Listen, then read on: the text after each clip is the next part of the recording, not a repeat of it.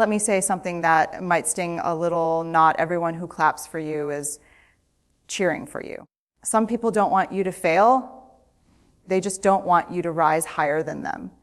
And if you've ever walked away from a friend feeling small, confused, or slightly ashamed of your own success, this is for you. Here's the hard truth: a frenemy doesn't attack you head on. They hug you with one arm and measure you with the other. They celebrate you in public and compete with you in private. And because they're close, because they know your fears, your dreams, your insecurities, their subtle cuts go deeper than any enemy ever could. Real friendship feels safe. It feels steady. It feels like exhaling. But a frenemy feels like tension, like you have to perform, like you can't fully shine without dimming yourself first. And I want you to hear me clearly. If you constantly feel guarded around someone who calls you friend, your nervous system is telling you something your loyalty doesn't want to admit. You deserve friendships rooted in courage, not comparison, in celebration, not silent competition. So let's talk about the 5 behaviors that reveal the difference, because once you see them, you won't be able to unsee them. Let's start with the first red flag, and it's subtle. If they turn your joy into a scoreboard, they are not your friend. A real friend celebrates your wins like they won too. There's no tightening in their voice, no shift in energy. No, oh, that's great, followed by an immediate story about how they did something bigger, better, or harder. But a frenemy, they can't let you have the spotlight without stepping into it. You get a promotion, suddenly they're talking about how titles don't really matter. You start a new relationship. They just have concerns. You're glowing, and somehow they're critiquing your light. Competition in friendship feels like comparison dressed up as connection. And here's the painful part: they might not even admit they're competing with you. It leaks out in sarcasm, in backhanded compliments, in subtle one-upping, in that energy shift that makes you shrink mid-sentence. You find yourself editing your success, downplaying your excitement, softening your shine so they don't feel threatened. Read that again. If you have to dim yourself to keep a friendship intact, that friendship is built on insecurity, not love. Healthy friends don't measure themselves against you. They stand beside you. If someone can't clap without calculating, they're not in your corner, they're in the arena with you. Here's the second sign, and this one cuts deep. If your vulnerability becomes their entertainment, they are not your friend. When you trust someone with your fears, your failures, your shame, you are handing them something sacred. You are saying, this is tender. Please hold it gently. A real friend protects your story like it's their own. They guard it. They honor it. They understand that vulnerability is not gossip material. But a frenemy, they disguise betrayal as bonding. They'll say, I didn't tell everyone, just a few people. They'll laugh while sharing a story that once made you cry. They'll expose your struggles to make themselves look insightful, connected, or important. And when you confront them, they'll call you too sensitive. Let me be clear, when someone weaponizes your vulnerability, that is not sensitivity. That is broken trust. Pay attention to how you feel after opening up. Do you feel safe? Or do you feel exposed because your body knows? If you hesitate before sharing something personal, if you mentally rehearse what not to say, if you walk away wondering who else will hear about it, that's not intimacy. That's anxiety. Friendship is built on confidentiality, on safety, on mutual respect. If someone treats your story like social currency, they are investing in status, not in you. Your pain is not a performance piece. And anyone who uses it as one is not standing with you. They're standing on you. Here's the third sign, and this one hurts in a quiet, aching way. If they are present for the parties but absent in the pain, they are not your friend. Anyone can show up when life is sparkling, when there's laughter, celebration photos, and good energy. The room is full. Support feels easy when it costs nothing. But watch what happens when the lights dim, when you're grieving, when you fail, when you're embarrassed, when you're exhausted and not your best self. A real friend leans in. They don't always have the right words, but they stay. They sit in the discomfort. They text. They call. They check in. They choose you when you are inconvenient. A frenemy, they vanish. They're busy. They're overwhelmed. They'll circle back when you're strong again, when you're shiny again, when you're easier to be around. And slowly, you start learning a dangerous lesson. Don't be too needy. Don't be too emotional. Don't be too much. But listen to me. You are allowed to have hard seasons. Friendship is not built on performance. It's built on presence. If someone only loves you when you're thriving, they don't love you. They love the benefits of being associated with your success. True friendship shows up in hospital rooms, in breakups, in failures, in silence. If they disappear when you're bleeding, they were never really beside you. Here's the fourth sign, and it's one that confuses so many people. If they repeatedly wound you and call it just being honest, they are not your friend. Honesty without compassion is cruelty wearing a mask. A real friend tells you the truth with care. They don't humiliate you. They don't expose you. They don't take pleasure in being the sharpest voice in the room. Their honesty is rooted in love, not superiority. But a frenemy, they pride themselves on being brutally honest. Notice the word they emphasize, brutally. They'll say things like, I'm just telling you what everyone else is thinking. Don't be so sensitive. You know I say this because I care. But their words don't feel caring. They feel cutting, precise, almost rehearsed. And here's the manipulation when you react to the hurt. They shift the focus onto your reaction instead of their behavior. Suddenly, you're defending your feelings instead of addressing their disrespect. Healthy honesty sounds like, can I share something that might be hard to hear? Frenemy honesty sounds like, I'm just keeping it real. There's a difference between accountability and attack. If someone consistently leaves you feeling small, embarrassed, or ashamed under the excuse of truth, that's not courage. That's control. You deserve feedback that builds you, not comments that chip away at your confidence. Truth spoken without empathy is not strength.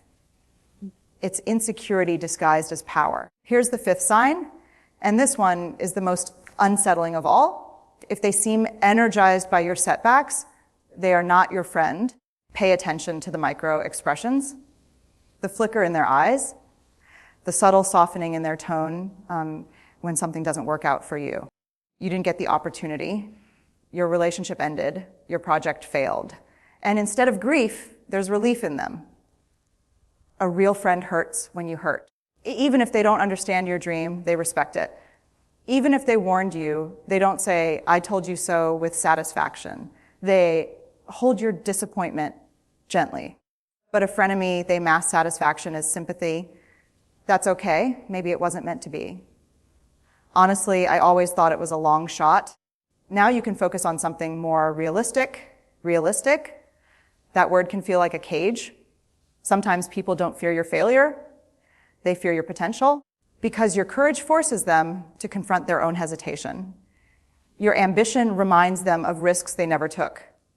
And when you stumble, it soothes their insecurity. Let that sink in. If someone feels safer when you're smaller, they are invested in your limitation, not your growth. True friendship says, stand up. Try again. I believe in you. Frenemies whisper, maybe this is where you belong. You were not born to belong in someone else's comfort zone. Here's another sign, and it's emotionally destabilizing. If they constantly compare you to other people, they are not your friend. Comparison is a control tactic. A real friend sees you as whole, as distinct, as worthy without needing contrast. They don't measure your body, your career, your relationship, your personality against someone else's highlight reel. But a frenemy keeps you subtly off balance. Why can't you be more like her? He handles stress way better than you. Other people would have done that differently. Those words are not casual, they are corrosive. Comparison plants doubt, and doubt makes you easier to manage. When someone keeps you questioning your adequacy, you become more likely to seek their approval. And that's the quiet power play. Healthy friendship says, you are enough as you are. Frenemy dynamics say, you're almost enough. if you just change this one thing. And here's what happens over time. You start performing, you adjust your personality, you soften your opinions. You become hyper aware of how you're being perceived. That's not connection. That's survival. The people who truly love you are not threatened by your individuality. They don't need you reshaped to feel secure. If someone is constantly holding you up against someone else's standard, ask yourself why they need you unsettled. Because grounded, confident people are hard to control. Here's another sign, and this one poisons slowly. If they keep a mental ledger of everything they've done for you, they are not your friend. Real friendship is generous, not transactional. It gives without attaching invisible price tags. But a frenemy remembers everything. I was there for you last year. After all I've done for you, you owe me. Owe me? That language doesn't belong in healthy connection. When someone constantly reminds you of their sacrifices, their favors, their support, they're not nurturing intimacy. They're building leverage, and leverage creates imbalance. Suddenly, you feel guilty for having needs, guilty for setting boundaries, guilty for not complying, because somewhere in the back of your mind, there's a debt you didn't realize you signed up for.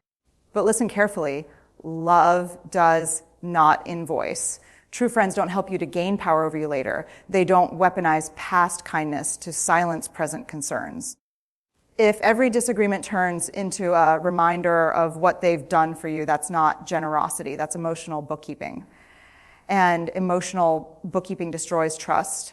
Healthy friendship says, I chose to show up because I care. Frenemy energy says, I showed up so you'd owe me.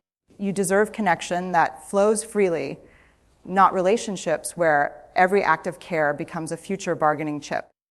Here's a truth that's hard to face, and it's the culmination of everything we've talked about. If being around someone leaves you doubting yourself, questioning your choices, or second-guessing your feelings, they are not your friend. A real friend lifts you. They reflect your value back to you. They remind you of your courage when you feel weak, your brilliance when you feel small, or your worth when you're unsure. Their presence is grounding. A frenemy does the opposite. Their words and actions create a slow erosion of your confidence. It starts subtly, a comment here, a critique there, a laugh that doesn't feel like laughter at all. But over time, the effect is profound. You start asking, am I too sensitive? Am I imagining it? Maybe I really am overreacting. And that's exactly what they want. They thrive on uncertainty because an unsettled you is easier to control, easier to manipulate, easier to measure against their own insecurities.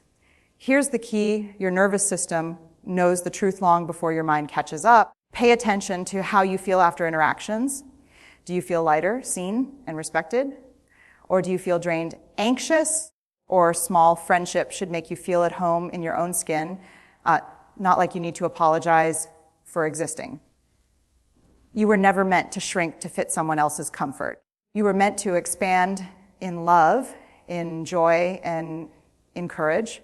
When you recognize someone is undermining your worth, it's not about them. It's about protecting your life, your energy, your heart. Here's the final truth, and I want you to feel it in your bones. You don't have to carry people who drain you. You don't have to justify staying in relationships that make you smaller. And you certainly don't have to confuse closeness with care. Recognizing a frenemy is not about blame. It's about clarity. It's about seeing patterns clearly and honoring your own emotional safety. Life is too short to invest in people who celebrate your failures, hide your victories, or weaponize your vulnerabilities. Friendship should feel like sunlight on your skin, warm, inviting, energizing. You should leave the conversation feeling lighter, braver, more yourself, not anxious, not exhausted, not questioning your own value. So here is what freedom looks like. You protect your heart without apology. You lean into people who cheer for you without calculation. You cultivate connections that honor your courage, your ambitions, and your truth. And when someone reveals themselves as a frenemy, you don't rage. You don't cry endlessly. You release, you step back, you reclaim your energy, because here's the sacred truth.